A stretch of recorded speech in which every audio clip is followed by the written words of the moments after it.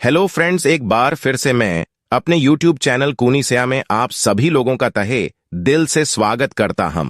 अगर आप इस चैनल पर नए हो तो चैनल को सब्सक्राइब करके बेल आइकॉन ऑल पर प्रेस जरूर करें ताकि हमारी आने वाली ऐसी वीडियो नोटिफिकेशन आपको सबसे पहले मिल सके। तो आइए बिना किसी देरी के अपनी कहानी की शुरुआत करते हैं। रात का समय था और चंद्रगढ़ रेलवे स्टेशन का माहौल बहुत ही डरावना था। घने काले बादल आसमान में छाए हुए थे और हल्की हल्की बारिश हो रही थी। स्टेशन के चारों तरफ गहरा सन्नाटा पसरा हुआ था। सुनील की भूतिया ट्रेन वाली कहानी ने लोगों के दिलों में एक अजीब सी दहशत भर दी थी। सुनील अब एक मशहूर लेखक बन चुका था और उसकी किताबें बहुत बिक रही थीं। लेकिन एक बात जो उसे हमेशा सताती थी वो थी भूतिया ट्रेन का रहस्य। वह कभी नहीं जान पाया कि उस रात ट्रेन में क्या हुआ था।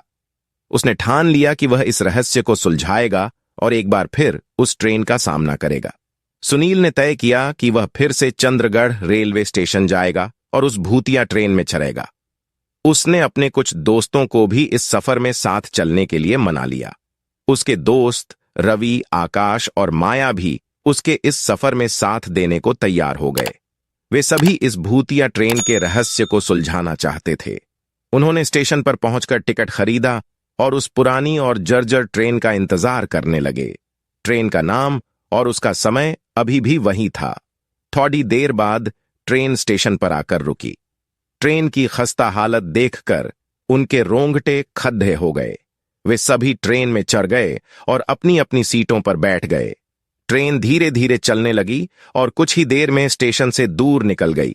ट्रेन की गति बढ़ती गई और चारों ओर का माहौल और भी डरावना हो गया। ट्रेन की खिड़कियों से बाहर का दृश्य बहुत ही भयानक था। घना अंधेरा, झाड़ियों के बीच से गुजरती ट्रेन और दूर दूर तक कोई रोशनी नहीं थी। रवि ने सुनील से पूछा, भाई, हमें क्या करना चाहिए? इस ट्रेन का रहस्य कैसे सुलझाएंगे? सुनील ने कहा, हमें बस धैर्य रखना होगा और देखना होगा कि क्या होता है। हमें उन संकेतों को समझने की कोशिश करनी होगी जो इस ट्रेन में छुपे हो सकते हैं। जैसे जैसे ट्रेन आगे बढ़ती गई, ट्रेन में अजीब घटनाएं होने लगीं। ट्रेन की लाइट्स बार बार झपकने लगीं और ठंडी हवाओं के झोंके अंदर आने लगे। अचानक ट्रेन की एक बोगी से भयानक चीख सुनाई दी। वे सभी डर गए और सुनील ने सभी को शांत रहने के लिए कहा। उन्होंने देखा कि एक यात्री अपनी सीट पर बेहोश पड़ा हुआ था। सुनील ने उसे होश में लाने की कोशिश की, लेकिन वह नहीं उठा। तभी एक अजीब सी आवाज सुनाई दी और ट्रेन के अंदर से कुछ परछाइयां नजर आने लगीं। सुनील और उसके दोस्तों ने उन परछाइयों का सामना करने की ठानी। उन्होंने देखा कि वे परछाइयां धीरे धीरे उनकी ओर बढ़ रही हैं। रवि ने हिम्मत करके पूछा, कौन हो तुम और यहां क्या कर रहे हो? तभी एक परछाई ने धीरे से कहा, हम वो आत्माएं हैं जो इस ट्रेन के हादसे में मारे गए थे। हम यहां फंसे हुए हैं और कोई हमारी मदद नहीं कर सकता। सुनील ने उनसे कहा, हम तुम्हारी मदद करना चाहते हैं। बताओ, हमें क्या करना होगा? परछाई ने अपनी कहानी सुनानी शुरू की। उसने बताया कि कई साल पहले इस ट्रेन का एक भयानक हादसा हुआ था। ट्रेन पटरी से उतर गई थी और उसमें सवार सभी लोग मारे गए थे। तब से उनकी आत्माएं इस ट्रेन में फंसी हुई हैं और वे मुक्त नहीं हो पा रहे हैं। सुनील ने उनसे पूछा, क्या हम तुम्हारी आत्माओं को मुक्त कर सकते हैं? अगर हां, तो कैसे? परछाई ने कहा, तुम्हें हमारे लिए एक विशेष पूजा करनी होगी और हमारी आत्माओं को शांति प्रदान करनी होगी। तभी हम इस ट्रेन से मुक्त हो सकते हैं। सुनील और उसके दोस्तों ने पूजा की तैयारी शुरू कर दी। उन्होंने आत्माओं से उन विधियों के बारे में पूछा जो उन्हें मुक्त कर सकती थीं। आत्माओं ने उन्हें बताया कि उन्हें विशेष मंत्रों का उच्चारण करना होगा और एक विशेष अनुष्ठान करना होगा। वे सभी मिलकर उस अनुष्ठान की तैयारी करने लगे। माया ने मंत्रों का उच्चारण शुरू किया और रवि और आकाश ने उन अनुष्ठानों को किया जो आत्माओं ने उन्हें बताया था। पूजा के दौरान ट्रेन की स्थिति और भी डरावनी हो गई। चारों तरफ अजीब सी आवाजें और चीखें सुनाई देने लगीं। पूजा के दौरान अचानक से एक भयानक भूत प्रकट हुआ। वह बहुत ही डरावना और खौफनाक था। उसने कहा, तुम लोग यहां से चले जाओ, नहीं तो तुम्हारी जान भी चली जाएगी।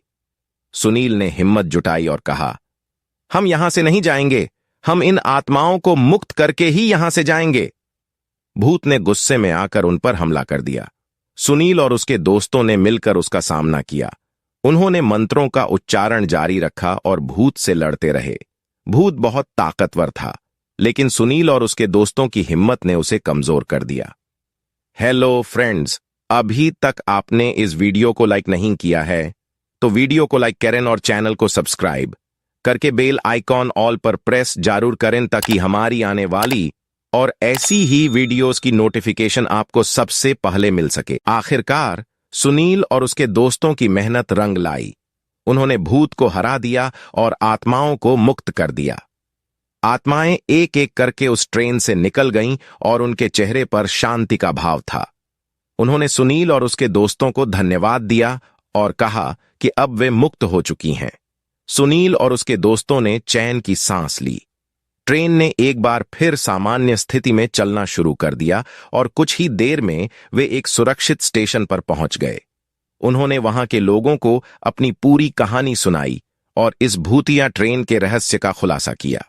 इस घटना के बाद सुनील और उसके दोस्तों ने अपने जीवन में और भी रोमांचक यात्राएं की, लेकिन उन्होंने हमेशा उन जगहों पर जाने से परहेज किया जो भूतियां और रहस्यमयी हों। उन्होंने अपनी कहानियों को लिखना जारी रखा और उनकी कहानियां लोगों के दिलों में बस गईं। सुनील की यह यात्रा भले ही डरावनी थी, लेकिन उसने उसे जीवन का एक नया दृष्टिकोण दिया। उसने सीखा कि कभी-कभी हमें डरावनी घटनाओं का सामना करके अपने अंदर की ताकत और हिम्मत को पहचानना चाहिए। भूतिया ट्रेन की यह कहानी हमेशा के लिए लोगों के दिलों में बसी रही और उन्हें यह याद दिलाती रही कि कुछ रहस्य हमेशा रहस्य ही रहने चाहिए। यह कहानी हमें यह सिखाती है कि हमें हमेशा अपने अंदर की हिम्मत और विश्वास को बनाए रखना चाहिए और कभी-कभी डरावनी घटनाओं का सामना करके हम अपने जीवन को एक नई दिशा दे सकते हैं। भूतिया ट्रेन की यह कहानी हमेशा के लिए एक प्रेरणा बनी रहेगी और हमें जीवन की अनिश्चितताओं का सामना करने के लिए तैयार रखेगी। सो फ्रेंड्स, अगर अभी तक आप लोगों ने इस वीडियो को लाइक नहीं किया तो वीडियो को लाइक करें और चैनल को सब्सक्राइब करके बेल आइकॉन ऑल पर प्रेस जरूर करें ताकि हमारी आने वाली ऐसी वीडियो की नोटिफिकेशन आपको सबसे पहले मिल सके। और दोस्तों, कमेंट में यह जरूर बताएं कि यह कहानी आपको कैसे लगी।